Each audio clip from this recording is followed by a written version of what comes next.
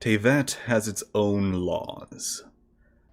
We've analyzed why each element is chosen, but let's take a step back and look at visions themselves. We have seen on multiple occasions now the very moment a character receives their vision. They appear out of thin air and not as a gem. They are already decorated in a region-specific casing, one that also happens to have a high resemblance to their Archon's original form. Let's begin with Mondstadt, as it's a clear depiction of Barbados Wind Spirit form. The resemblance is even more uncanny with Venti's personalized, albeit fake, vision, adding in the single wing on his right side. Another obvious one is with Sumeru. No matter how many Dendro Archons we've been through, I suspect the casing hasn't changed one detail. That is because it is simply a stem of Irminsul, a perfectly shaped leaf from the purest branch. Raijin, otherwise known as Raiden-sama or Narukami, is the god of thunder and lightning, and is adorned with a ring of drums behind his back.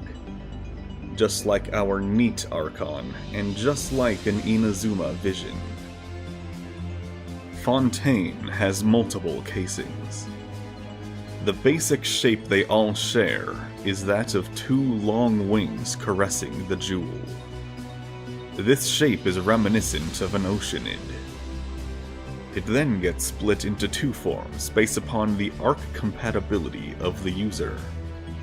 Geometric for Numa, and rounded for Oshia.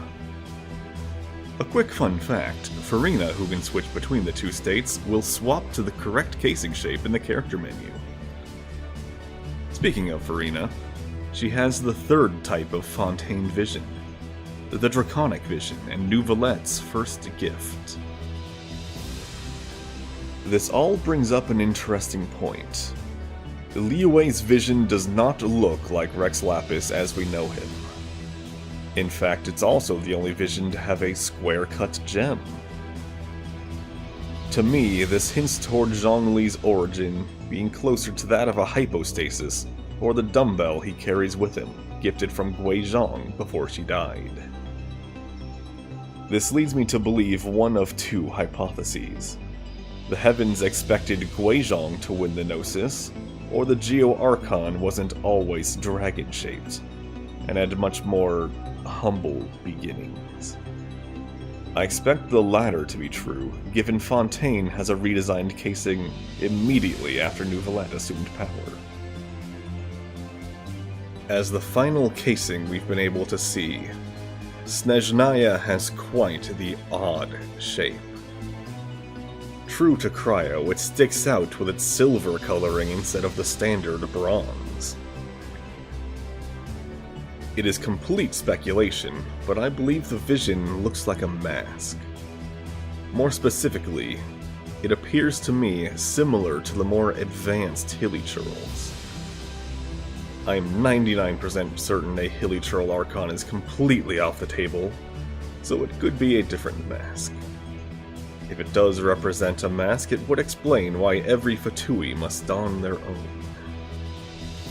As an alternative, it also bears a slight resemblance to the corolla of a Cryo-Regisvine, and an incredible resemblance to a Hydrotulpa.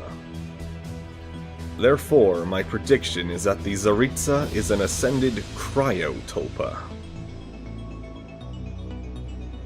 The highly insular nation of Natlan has yet to reveal any vision wielders.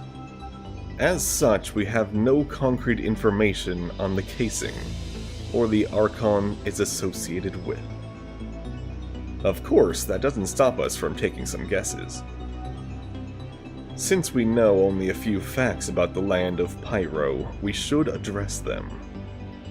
They are the nation of war, they love graffiti, and everyone who's respectable has a dinosaur-dragon partner. With those in mind, my prediction is that the shape resembles a saurian. Being based on pre-colonial Mesoamerica, I expect it to also have a boxy shape like Liyue. Some may decorate their visions with bright-colored paints as well, or perhaps the people of Natlan do not receive visions, but instead gain elemental power through their Saurian partners. Wait, if that's true, where do visions get power from?